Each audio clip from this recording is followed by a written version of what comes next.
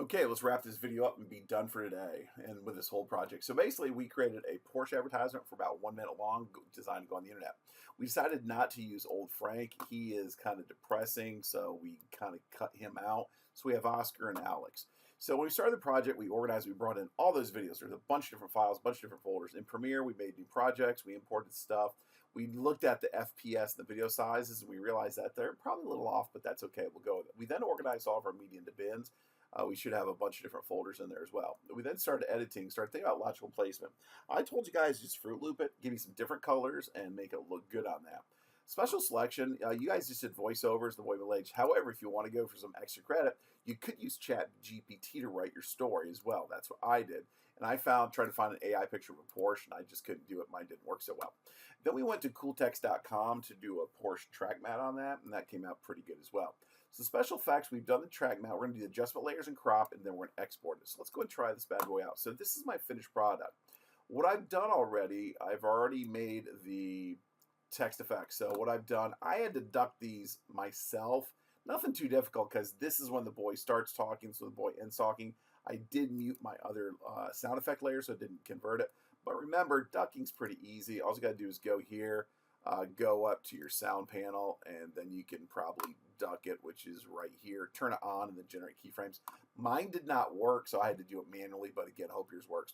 And then, of course, we put in the text effects. So we just go to text and then remember transcript and captions, and it should be pretty good.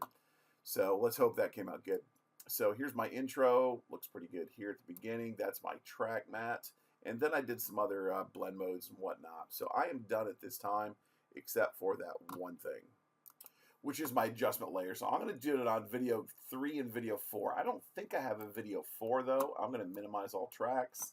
I do have video 4 and video 5, so I won't need video 5s. If you want to, you can delete that track or however you have it. I'm just going to do so. I'm going to go down here at the bottom. I'm going to go to my main media folder, and I'm going to make a new adjustment layer. My new adjustment layer, this is all good. Click OK. There it is right there. I might want to name it. This is going to be the crop effect, and we're going to just drag that up. I'm going to put it even one above everything and drag it all the way across. So remember, we did this before, and all you had to do with this was find your crop effect.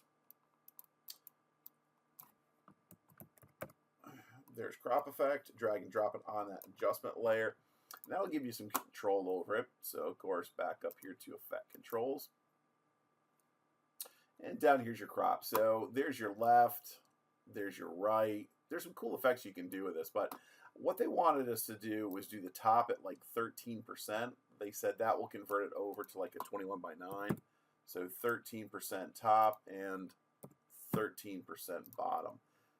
That looks okay. Make sure you guys didn't hide anything. We might have hid the, I guess the text capture down there. So that's the first one I want to do. And I want to do one more overlay. And I want you to throw something kind of dumb on it, to tell you the truth, just to show me that you know what you're doing. So I'm going to go here and do a new adjustment layer. I'm going to click OK. So we're going to do some Lumetri colors on this one. Let's just call this color. We're going to drag and drop it on top of that one. I'm going to pull it all the way across. Let's do something kind of crazy with this one. So here we go. So of course we got our crop and our color. So I'm just going to click on my color. I'm going to pull up my Lumetri panel. If you guys don't have that open, just go to Window and Lumetri Colors right there. Mine's already open. It's over here. So over here is where it gives us some basic corrections and so on. If you want to try basic correction, you can certainly do that. Click Automatic, and it does a pretty good job, although that doesn't look so good.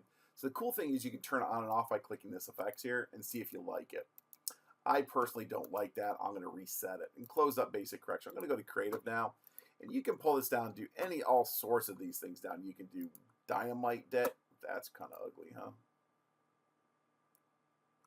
But what I try to do, I try to find like a desert scene like this so I can really see what it's doing to my thing. I'm going to try, I'm just choosing different ones. Tobacco color. That actually makes it look kind of good. I like that greenish. I don't know if I like that. But anyway, choose something pretty crazy, and we will export this thing twice. So I want it to be, like I said, ugly, so I look at it and go, yep, you definitely changed it. So do something kind of weird on that one. I might go back to the Dynamite. Ugh, that's kind of ugly. And again, you can play with it down here more. You can change your curves if you wanted to. There's your RGBs, and you can play with all that even more if you want to. That's pretty fun to do. You might even have to do some of this on the test to get in deep on this stuff. You can vignette it. What vignette is, it's a French word for basically, I think it's shadows around the outside. So you can like crop around the outside. See how it kind of gives a narrow focus, like right in the middle, like it's an eyeball almost. It's kind of hard to see on that, but that's kind of what it does. But you do not need to do that, but that's one thing you could do. So anyway, this is pretty good. So I'm going to export it this way, and I'm going to hide that layer. See how it kind of really gives it that weird color there? So I'm going to export it a couple different ways. So let's go ahead and do that. So under export, and this is with a full color effect. Under export, here's all your choices. So I made a couple different versions of this. So this is going to be my Porsche Project 1. I'm obviously going to put it in the correct folder, because remember, there's always 3 steps when you import. There's 3 steps when you export. So the first step is the name. The second step is a location. And third step is go ahead and press create or save. So we're currently in Premiere, we're currently in Geometrics, we're currently in Porsche, and this is right where we're going to put it. This is my first one right here. I'm just going to press save, and I've got 1, 2, and I'm ready to export. But I want to show you just one more thing. Under captions, you could do the captions as a sidecar file. Then you can upload that to YouTube and it'll work great. But we like to burn captions in the video. I just wanted to show you that because I believe that is on the test. So we're all good to go. We are going to export it as a 1080p, although we could take it down to high quality 720p.